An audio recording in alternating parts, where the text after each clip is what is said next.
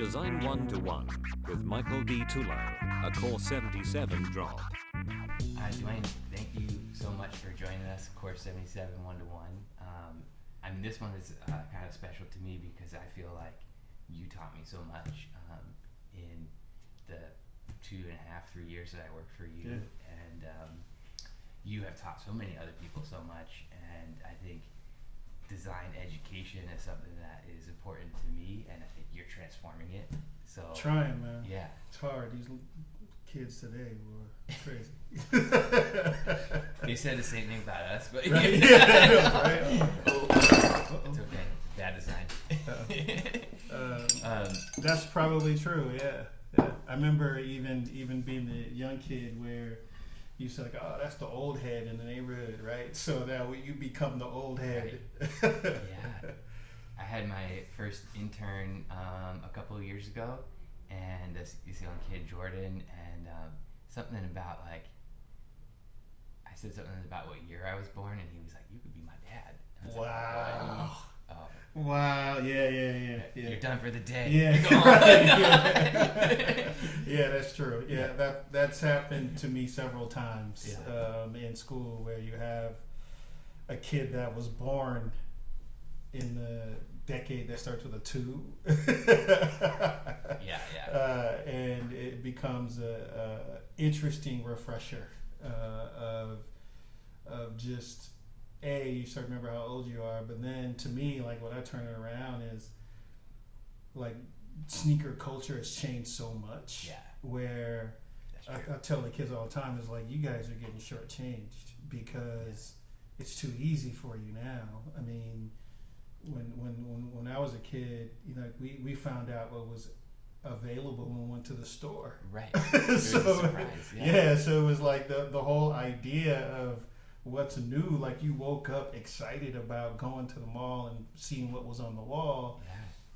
Or driving or catching the bus somewhere far to another neighborhood to get something that your friends don't have in their neighborhood. Yeah. I said, but now it's like you guys are spoiled. Like, you just pop on your phone and, like, oh, this is out today. Okay, oh well. Then you pop the next day. Oh, this is out the next day. Yeah. So there's no real, I think what has happened, there's no real appreciation for design anymore because it's too much. Especially on the sneaker side, it's like way too much.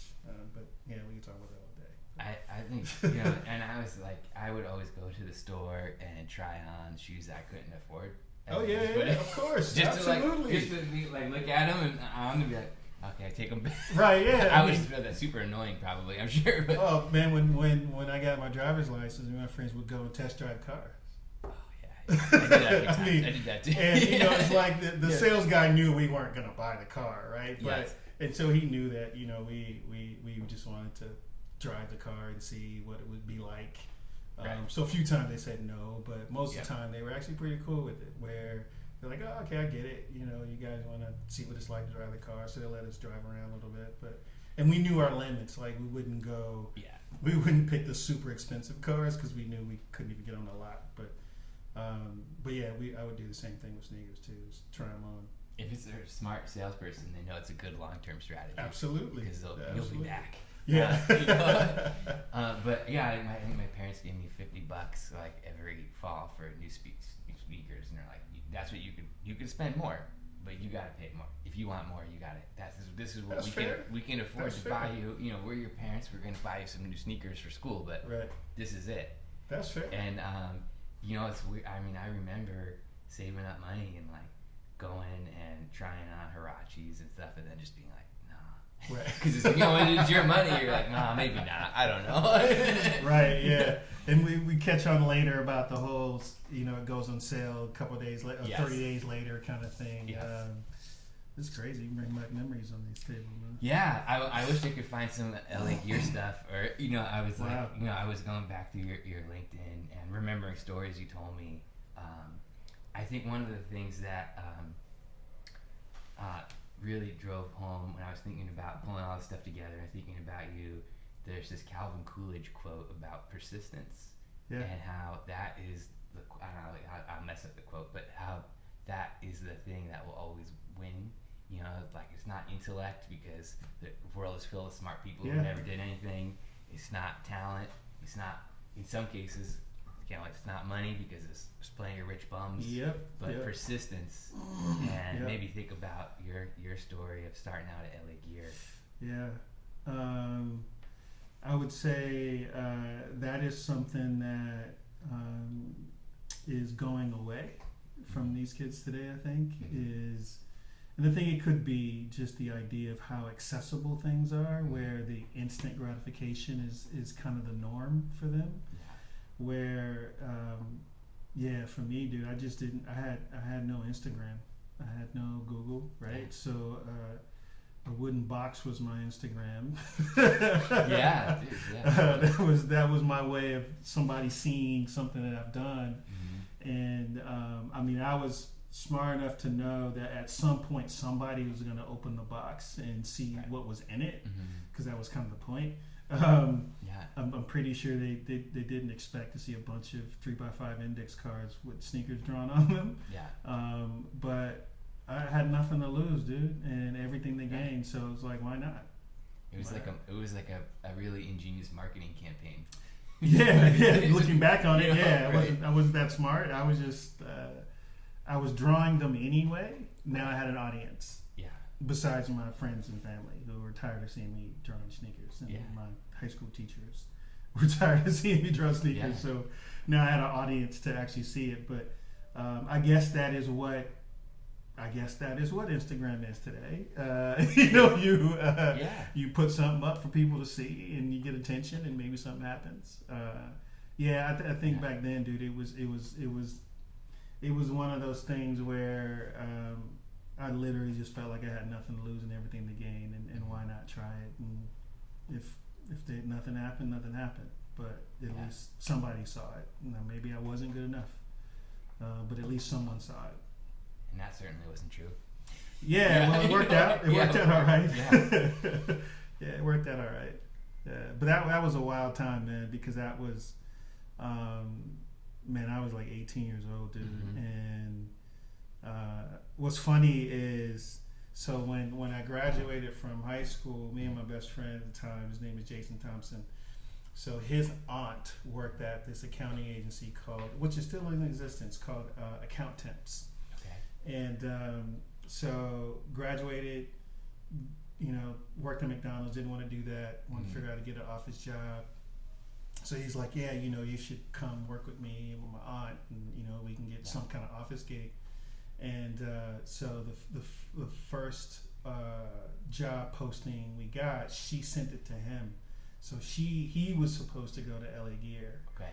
And he didn't really want to go. He said he couldn't find it, right? And so she was like, all right, forget Jason, you go. So I got it because he didn't want to go. Wow. And if he would have went, everything would have been completely different. Wow. But he said he couldn't find it.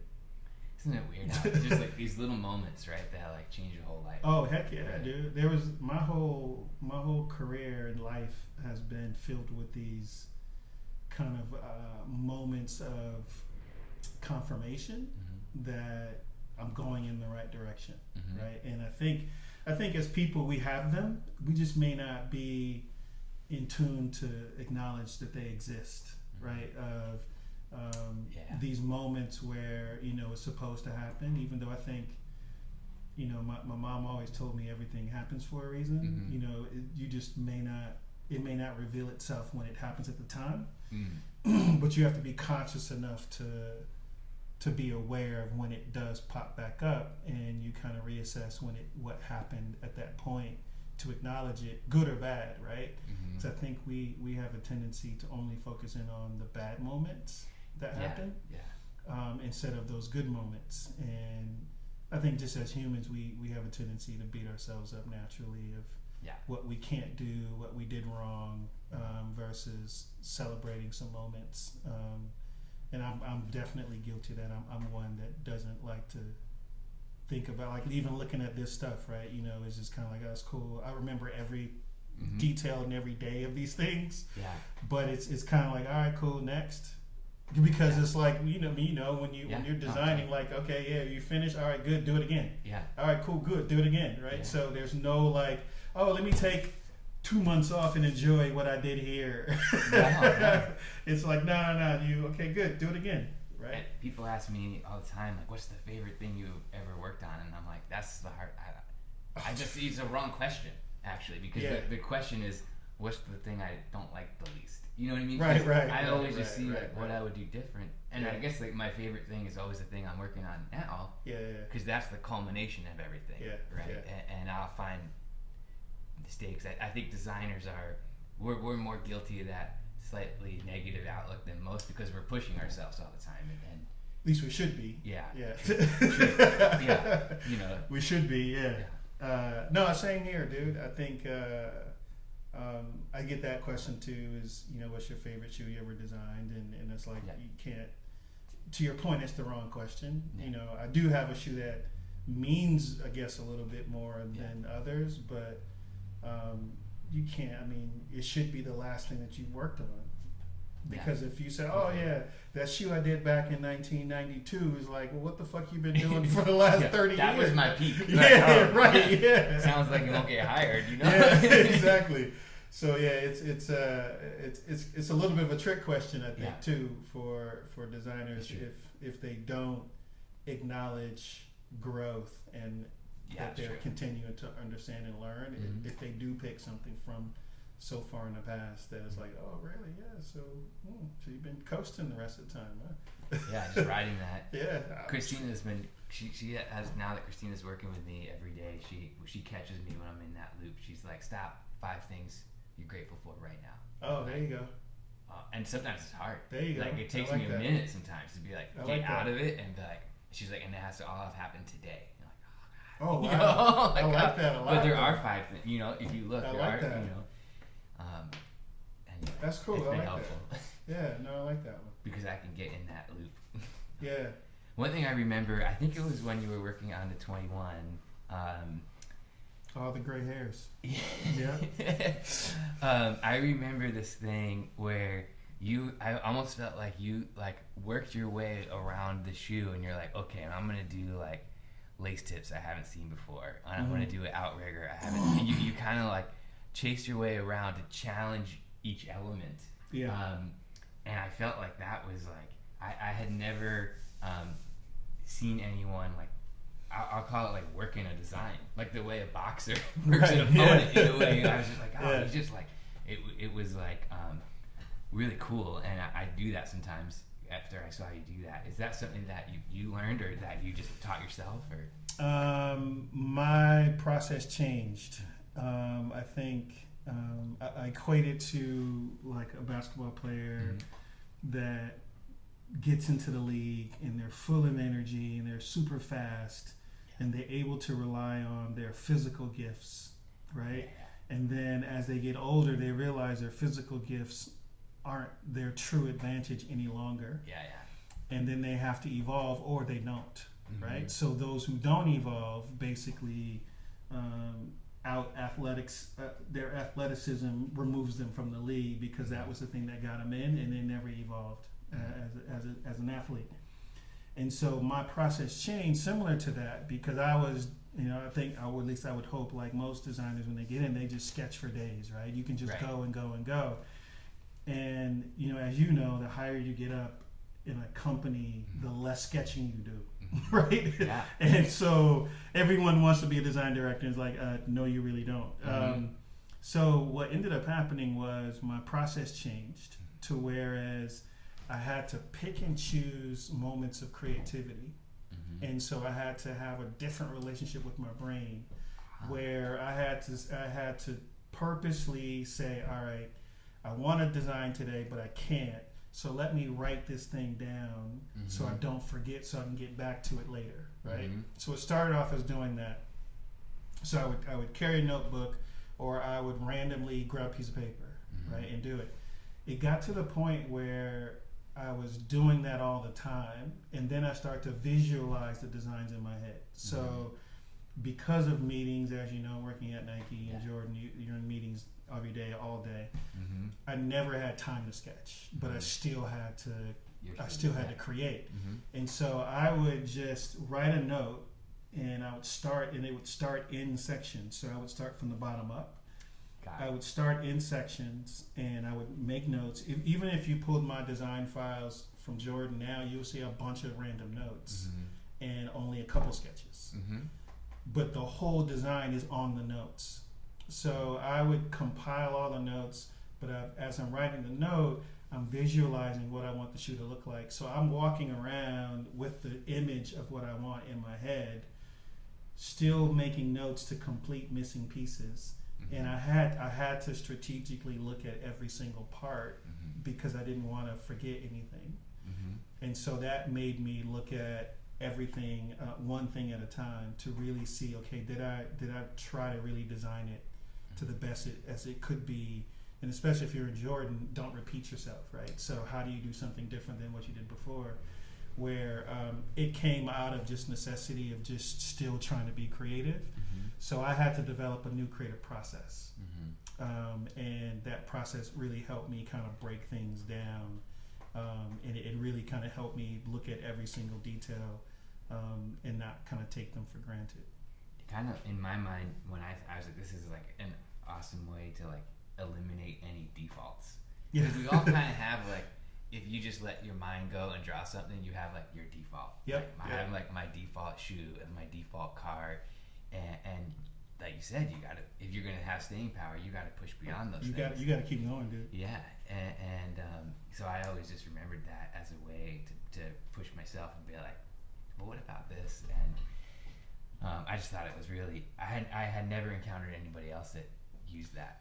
Yeah, it wasn't planned, but it's the way I design now, and it's actually the way I create in general. So, on this phase in my career now, I'm super more excited about business and business models and new way of doing things. So it's the same as a new way of doing this eyelet or a new way of doing this traction. Right now, to me, being on the education side is like, which is a super low bar, right? So it's kind of like, all right, how do I not do that? And how do I do it in a way that it should be done based on the person that benefits from it? Yes. So the part that education never really considered is the beneficiary. And so I always look at things through the lens of what would a company do? And then what would a student want? And then I'll just take notes. So now either I write them down or I have massive amounts of Word documents on my desktop.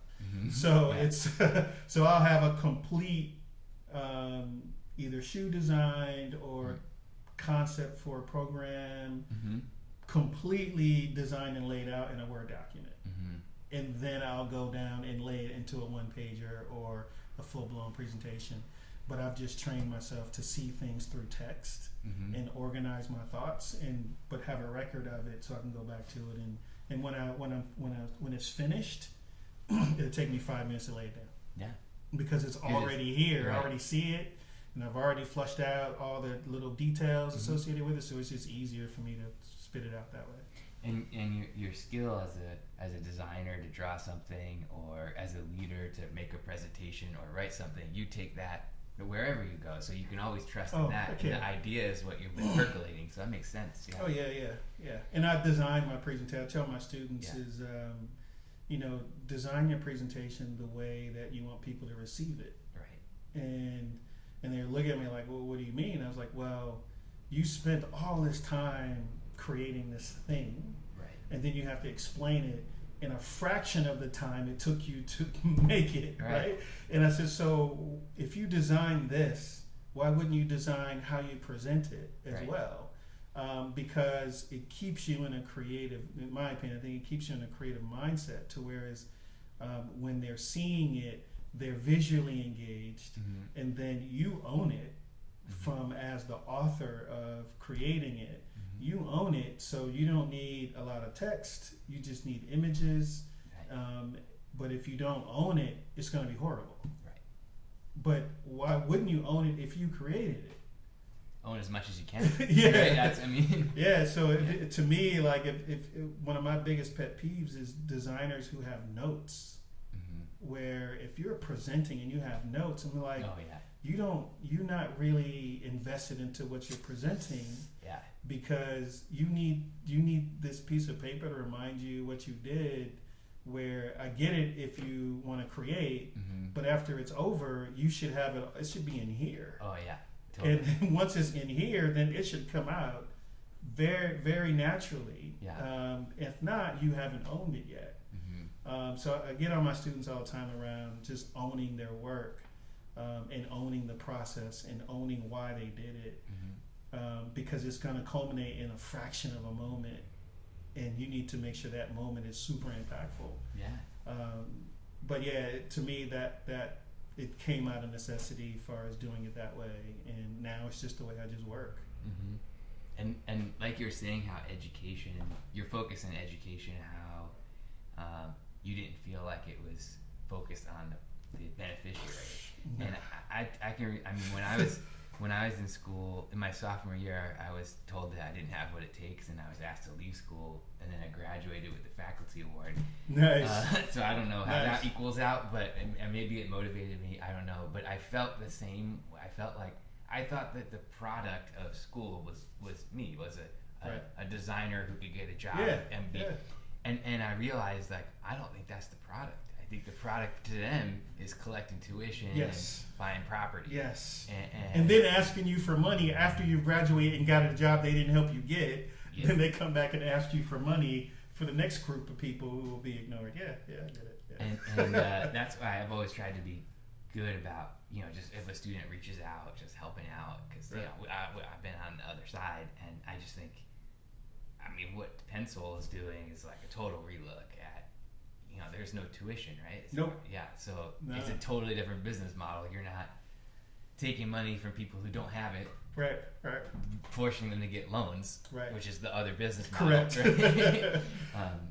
You're taking money from people who do have it, who will benefit from these great students, right? So to me, like, that's what when I started thinking about Pensole as an entity, I approached it like this. Like, I approached it with, okay, what's the problems? The problem is it costs too damn much. The problems are they don't teach you what you need to get a job.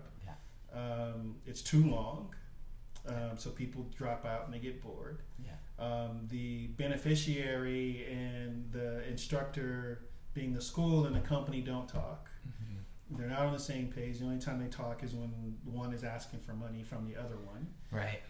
So I kind of just went through this no different than creating a brief for designing a project of what are the opportunities to change it, to make it better. And like I said before, like it was pretty low hanging fruit, right? We were talking a little earlier about like food, right? And you go to a restaurant, you consume the whole product, right, and then you pay later. Education is next to probably Comcast, is the only thing you pay for that you don't like, over and over and over and over again, right? For 10 years. So it's kind of like the system is already broken from that perspective psychologically. Right. These people have conditioned, or the system has conditioned you that is the way to success. And no one bothered to question that road to success. Yep. Where it's a broken system. Like, there's nothing else in our life, like I said, besides Comcast, that we pay for that we don't like. Food, we go to a restaurant, we never go back. Right, you're right. Car, never buy it again. Shoes, we never buy again. Clothes, never buy again. Right. It's the only thing that we don't like, and the majority of the people you talk to don't like it, right? So it's not like a couple people. So I really looked at that from the perspective is like, if a company built a school, how would they do it? If a student had a chance to build a school, how would they do it? Yeah. If a vendor, a supplier built a school, what would they want from it, right? And so focusing in on the people who benefit from it just revealed all the answers. Yeah. I mean, it just totally revealed all the answers. No different than if you're designing a product, you try to figure out what the consumer wants because they're the person who it's for. Right. Ask them. You have some skin in the game because you're creating the object through their voice. I just did education the same way. The Pensole is you're only seeing about 10% of what it's going to be. Because we had to build the collegiate level idea first. Yeah. to go backwards. I love the high school program. Yeah. Really interesting. Yeah, so we had to build the collegiate idea to go backwards and then really start the system the way it's supposed to be started by tapping into middle school. So we had to go to high school first, direct link, right? Then we'll go backwards again, middle school to high school to college, right? And then go back again to, elementary school to middle school to high school to this. Yeah. So it's an interesting kind of analogy that I actually learned from Disney. So I did some consulting with Disney on, they have this thing called Disney Institute. Okay. So you can go to Disney and they have these Disney Institute classes. If you're a brand, you can go and learn the Disney way of marketing. You can learn the Disney way of brand loyalty. You can learn the Disney way of consumerism. You can learn the Disney way of things, right? And so this one session I was in, they had this comment of they don't sit around a table and figure out what new stuff to do. They actually say, what do they say no to? That's cool. Yeah. Because if they said no, that means someone asked for it. Versus you trying to figure, hey Michael, let's try to figure out what Michael wants today. Oh my God. Instead of saying listening to Michael and saying, hey, I want to have a wedding at Disneyland, and we're like, no, we can't have weddings, Michael. Yeah.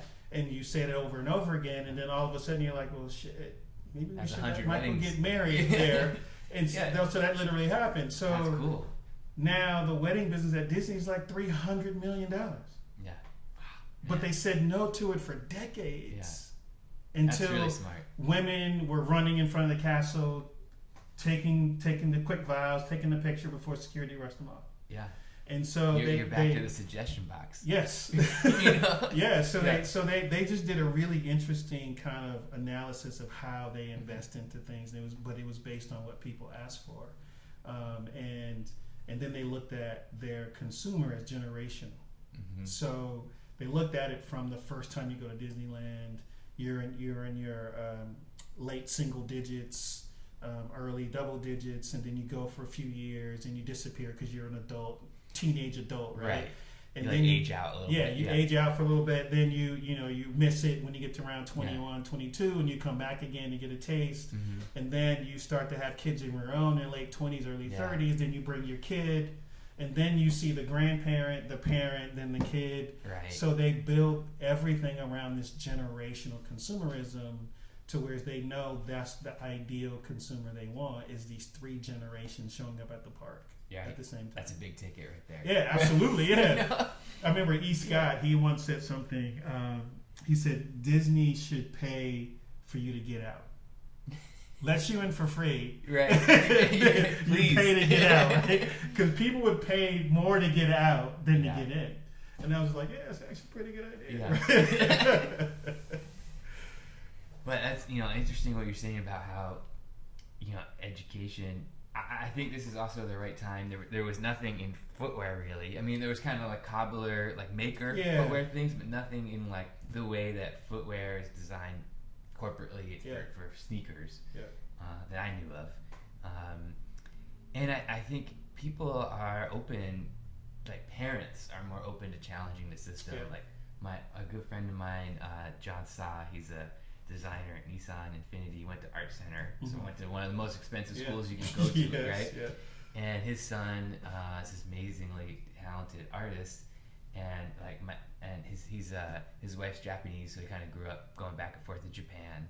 And his son June is just like, hey, I want to be a manga artist, and he's really good. He was already like doing like illustrating like album covers for some rap artists and stuff as a high schooler, That's cool. And so he was like, Dad, give me 4 years to prove to you that I can like make it without going to college. I want to live with Mom's family in Japan. And he's like, write a plan. And his son wrote a plan. And he's like, I'll give you like 18 months to get like some kind of a contract or something. That's cool. Kid did it. That's fair. And because John's like, 4 years, like, what do I have to lose, That's like, fair, yeah. Worst case scenario, I'll just pay him for college anyways. Right. Wow, that's cool though. And so I think it's been a couple of years now, and it's just been fine. That's really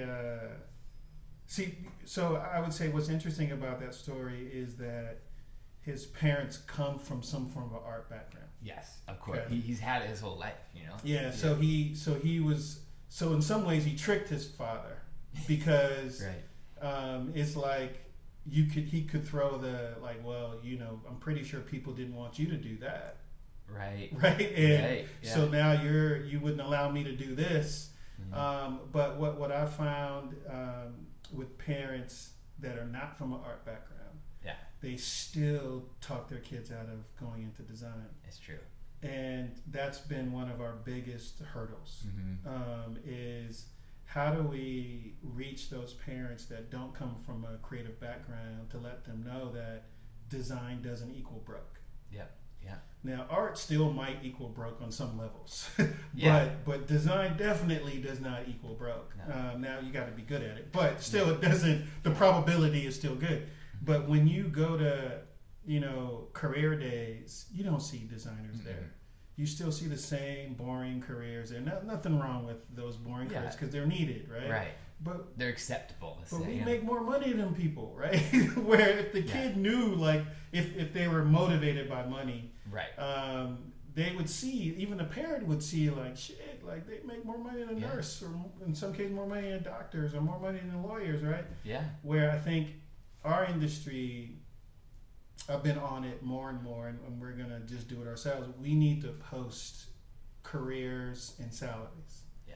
So a kid who has that idea can say, all right, let's go to Pensole.com and you can look up careers in footwear. Yeah. And you'll see the different careers and you see how much money they make, because it doesn't exist, dude. Yeah. And our industry does so well at marketing to kids. Hey, go buy something, but never, you know, you can come work with us. And it's like a huge miss for the whole industry to not be able to communicate or even just have another relationship with that kid that they're trying to get to buy a sneaker, where that's the part that we're struggling to push through is, you know, how do we let people understand that you could actually make a pretty good career in this industry? Now, obviously you have to have talent and work hard, but that's with anything, quite honestly. But that's been my struggle, is just really helping the parents who don't come from a design or creative background understand that their kid is not wasting their time drawing sneakers or customizing sneakers. I mean, I think some of the parents are realizing those kids who are resellers. They're learning how to budget and learn all the shit that we're still learning in our 40s. That they're learning as a teenager because they're flipping sneakers every week. Yeah, they got like cost of goods. You know? They got negotiation down, cash business, like open a checking account. Like, so they're getting all this natural knowledge through sneakers. And that's one of the things that we're going to start looking at is how do we trick kids into learning more, right? Where when I was designing, I didn't know I was doing geometry. If you'd have told me I had to do some geometry, I'm like, nah, I'm good. Yeah. But if you tell me, all right, that's geometry, pattern nesting, and yielding, and I'm like, oh shit, really? Okay, all right, I'll do geometry now. Yeah, I'm excited about it now. A practical, like an application, right? Not just a rote memorization. Yeah, and I think that's when I say education is super low-hanging fruit. It's because it's the same when we were in school, dude. Yeah. It's the same. I mean, I saw this post on LinkedIn where this guy showed a phone from the early 1800s or 1900s, a car from the 1800s or early 1900s, and a classroom. Oh man, it's a genius. It's the same damn picture. Right. Everything else evolved except for education. And like you said, the awareness of what you can do. I mean, I don't know if you know this, but Core 77 has like a discussion forum, I've been the admin of that for since 2003, I think. Nice. And just kind of like, it's not under my name, but you can figure out it's me pretty easy. But this high school kid, like a lot of high school kids get on there, and this high school kid private messaged me. He's like, I really want to go to design school, and like been following your advice, but my mom says no. And I was like, here's my phone number. Tell your mom to call me. Yeah. And she called me, and I was like, here's how much I made. And she was like, holy shit, is my son gonna make that? I'm like, I don't know if your son's gonna make that, but he could. Right. And I was just like, here's what he would need to do, right? Yeah. There's no guarantees, Right. but it's the old. I remember I saw this Jim Carrey interview, and he was saying the biggest thing he learned from his dad is that you could fail at something you hate. Oh, that's very cool. I And, like that. Yeah. like, Yeah. at least let him try to do something that he wants to do. Right. No, it's cool. Yeah. So. No, I've had a few of those conversations with parents. Nick Diber, if you know. Yeah. Nick. So Nick, he got offered a job after his junior year in college. Wow. And he's like, D, what should I do? And I'm like, well, isn't that the point? Go for it. Go. Like, isn't that Jump. the point? Like, that's the point, right? Like, you go to college to get a job, right? Yeah. You just did it ahead of time. Congratulations. Like, Yeah. you just saved your family some money. His parents made him finish. Yeah. He still got in, but he Yeah. still got a job. But I think that's going to happen more. Yeah. I think with the rush to find talent as fast as you can, I Right. think those super talented kids will get those offers before they complete school. Yeah. And I think the opportunity for them to negotiate, all right, hire me and pay for my schooling to finish kind of deal. But to me, it's like if my daughter came to me and said, I got a job, and she just finished her freshman year in college, like, all right, let's go. Yeah. Thanks. Appreciate it. Yeah. A good buddy of mine, and I won't out him on this, but he a similar thing. This is in the '90s. He had an internship in between his junior and senior year, and the company was like, "Why don't you just stay here?" And he's like, "But I got to finish school, right?" And they're like, "Do you?" Right. And so he didn't go back. Oh, nice. And so he went. He went on to work for huge design firms like Astro, and like he's like, I just put RIT in the years. You do the math, it's 3 years. Yeah. I never said it graduated. Yeah, that's true. And nobody ever cared. Yeah. Yeah. So lately, the students are asking, like, how important is a degree? And I said, look, I've seen 2 of them in my whole life. One of them was a friend of mine had it in his office, and the other one was when I got my honorary degree from Art Center a few months ago. Yeah. That's the only 2 times I've seen a degree in my 30 years in this industry. And I've never asked for one. I've never asked to see it. It's always about what your work is. We have one of the few professions where you could just see it. Yes, You it's know? like a piece of paper doesn't tell me how good you are. Your work tells me how good you are. Yeah. And in my case, and this maybe goes back to the brokenness again. I knew there were there were some of the kids who were the best students, who had the 4.0s, who that didn't translate into work because it's different. It's different.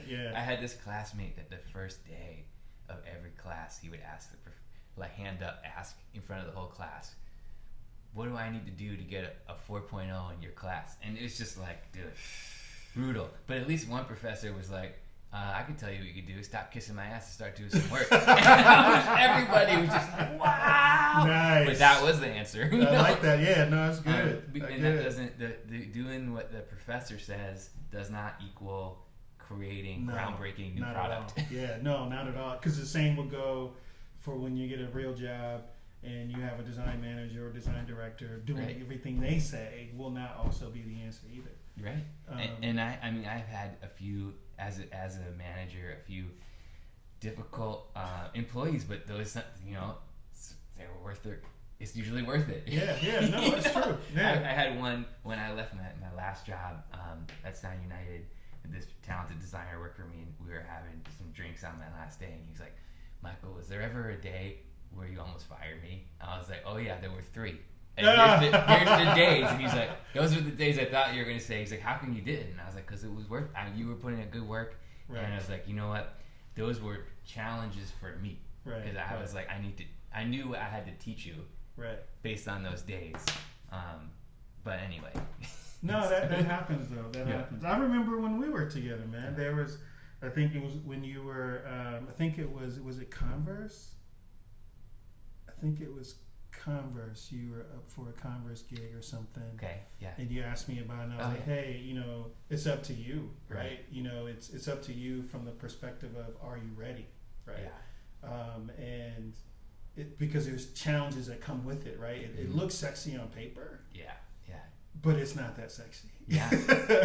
It looks sexy on paper, both the title and the money, but the responsibility and the expectation, you just, that's a different type of ready that you have to be ready for. Yeah, that was Converse, and that was in that first year. I think I had talked to all of my previous bosses, I'm sure, including you at some point, and apologized. Right.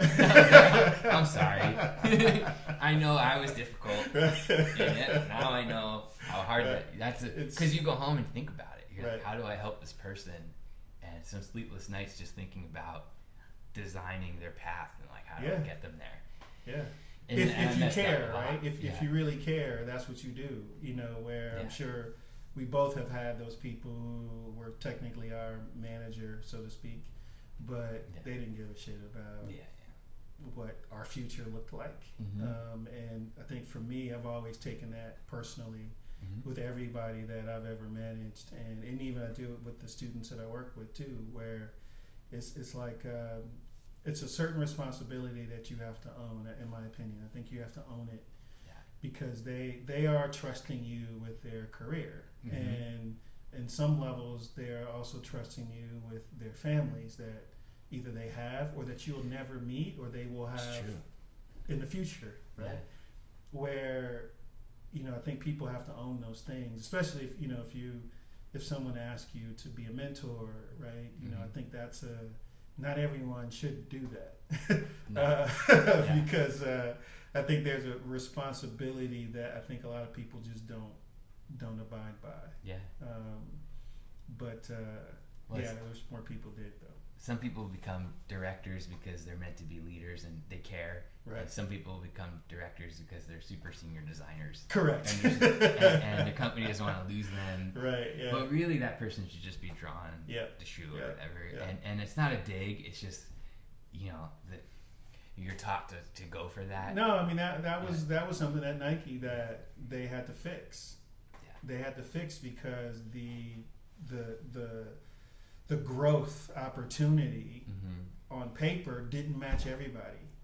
Right. So you hit it right in the head. Like there were some people who should never touch managing someone, or never touch being in charge of anything. Where they had to change. They had to change their title structure to accommodate those that are, I guess they call them high achievers or crucial to the business. I can't remember what the terms were or whatever, but it was basically those who shouldn't manage and didn't want to, but they still needed to find a way to keep them interested in the company, whether it's financially, most of the time financially. But no, I think a lot of companies and people actually they will get to that realization.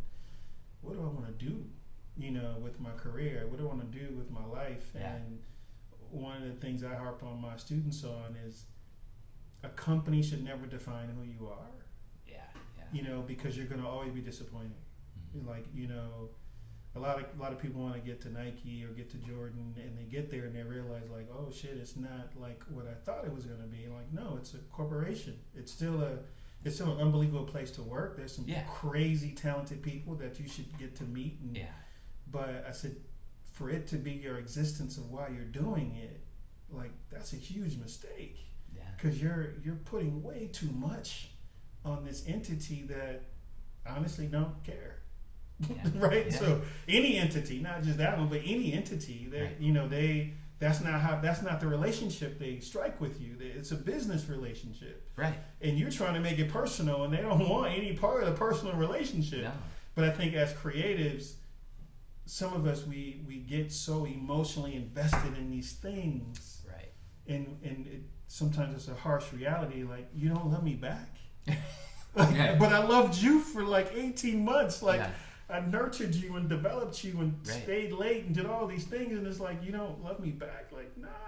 Yeah. I paid you to do that. Right. That's ours now. Right. Yeah. It's fees for services rendered. Absolutely. No, absolutely. I had a hard I think so before I worked at Nike, I was working at a design firm, and it was small. Like when I started, I was the 5th employee. Oh, and when I left 4.5 years later, it was 12 maybe. Wow. So it was real intimate, and the bosses, the owners were like, it was real family. Like everybody treated you right. and I got to Nike, and I got kind of depressed after my first year because I was just like, if I don't come to work this month, right, it doesn't matter to the business. Right, you know what I mean? Like, right. It's gonna keep going. Yeah, everybody can't do that, but right, yeah. And so I realized like I got to figure out what I want out of it. Right. And right, so yeah. that's when I kind of like petitioned you to come work for Jordan, because I'm like, who am I gonna? And part of it was working for Jordan, obviously, but the other part of it was like, who can I learn from? Yeah. You know, where am I gonna go? And who's gonna care? And you can suss that out pretty quick if you're looking for it. Yeah, unfortunately, a lot of people don't. Mm-hmm. That's the part that sucks. A lot of people don't. So one last question before we wrap up here. This is something I've been asking everybody, and maybe it's just because I've been in the industry 20 years now, 20 plus years. 20 years from now, where do you see yourself? Oh, dude, that's easy, dude. Okay. I'm on a remote. I've never been to Montana. Okay. But I want to move there. Okay. And I want no neighbors. I want to be surrounded by trees and a river. Got it. Or a lake. Like the Chappelle farm. Yeah. Yes. And you know, it's I am by nature a hermit. Mm-hmm. It's just that my career in life has forced me to talk and be around people. Mm-hmm. And I am a giver of energy and effort and things, right? And I just want to be able to just do nothing one day, because I can't remember the last time I've done nothing.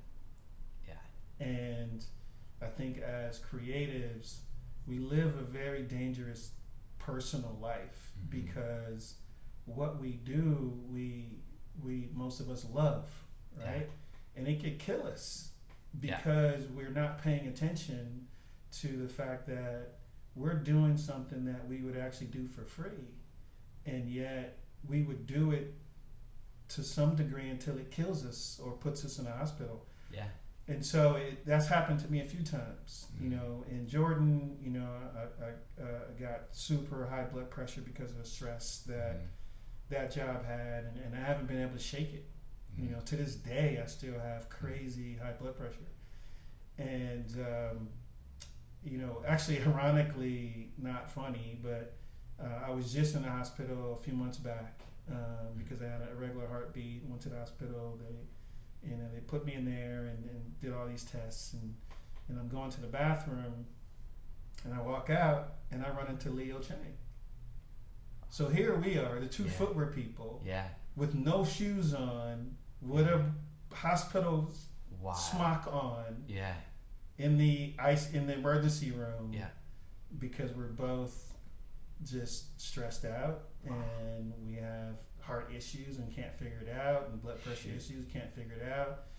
And it goes back to me and a group of friends. Every January we go to some island of some kind just to vacation and wine, and I'm the only creative in the bunch. Everyone else is investment bankers, foundation people, just different industries. And so they do this exercise around, okay, let's be creative for 15 minutes. I'm like, well, what the hell do I do? Because I'm always creative, right?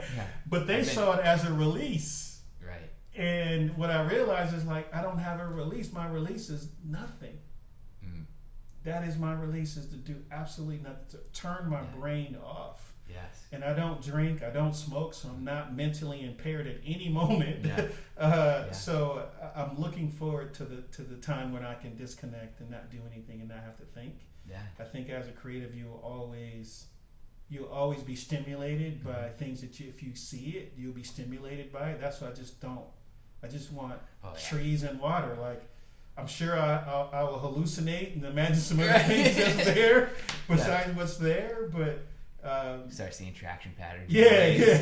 Stupid in the way in. So me, that's what I'm looking forward to in 10 years, not 20, because I told myself I want to do an even 40 years in the end. Hopefully, Lord willing, I reach it. But I want to do that. I hope the students that I've had over the years take it over and move it to places I didn't imagine, and it continues to grow and do things. And when I feel like you're making a system for that, where the students, that's alumni what I'm become trying teachers. to do. Yeah. And that's what I learned from. So when I left Jordan, one of the things I did was I wanted to understand education at the highest level. So Mm-hmm. I started teaching at Art Center to understand, okay, how did you at the time be the Right. number one school, right? Right. And then start teaching at Parsons, like, how did you become number one fashion school? And then start teaching at MIT, it's like, how did you become the number one school? Yeah, I didn't know that. Oh, that's so and cool. So I went there. That's some cool research. Yeah, absolutely, Right. right? So I'm like, why not just go to the top, right? Right. And so I started cherry picking little things from each of those places.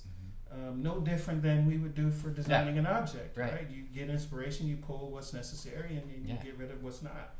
And one of the things I admired, good or bad, about Art Center is they have a bit of nepotism that is interesting from the perspective of the majority of their teachers are former Art Center students. And what I realize is it keeps the continuous methodology and understanding of why consistent for generations. Now it should be refreshed and updated generationally because times change. But I really like that about them. And Parsons was great on brand and the relationships they've established with companies. But they have probably next to Art Center as well, and of course MIT, crazy alumni. Like all three of those institutions have the most coveted alumni base of any school, right? Where I understood that was important as well. And so just being able to know that, it could be passed on to people that got in for free. They got in with the understanding of someone gave you an opportunity and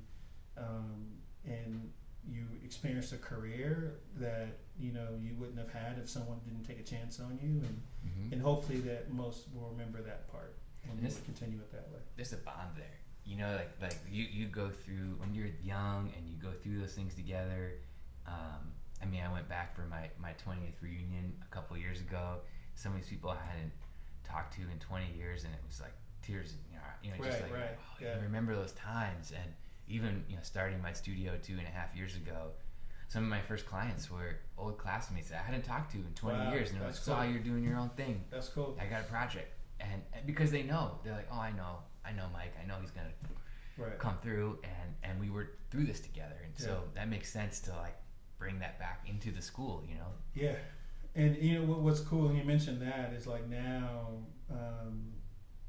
the people that we worked with are now in these VP positions now, and these senior director positions now, and so they're remembering the times that we did together, and so it's just interesting now being able to go to different companies and it's like, oh yeah, we used to work together. So it's kind of like this common bond, like let's go ahead and do it. There's like kind of no questions asked, like let's just go ahead and make that happen. But I think that is a testament to, I think, both of our characters. True. And I think sometimes people don't understand that people will remember if you're a good or bad person. So on my end, they will remember that. Yeah. They will remember that. Yeah. And luckily, I'm on the good side, so that's a good thing. Yeah. Two occasions that happened to me recently. One of the biggest projects I did over the last 2.5 years was directly working for the CEO of this sport brand, and one of the internal design director who I had to work with was like, "Oh, how do you know so and so the CEO?" I was like, "Oh yeah, we used to work together at Nike." So, right, yeah. And then I was back on Nike campus a couple weeks ago to have lunch with somebody, and I was sitting in the lobby, and a young guy who I didn't know who he was. He was like, "Hey Michael, welcome home," and I was just like, shit, like that almost made me cry a little bit. I was like, I don't even know who this dude is, know, and like, but there's, anyway, you left an indelible mark there, and now on the industry, and yeah, I'm just so happy that you were with us today. So thanks. I'm trying, man. Appreciate it, dude. Yeah. It's good to see you again. Welcome back to Portland. Yeah, I look forward to it again. Yeah. Yeah, man. That's good. Yeah, it's very cool. Yeah.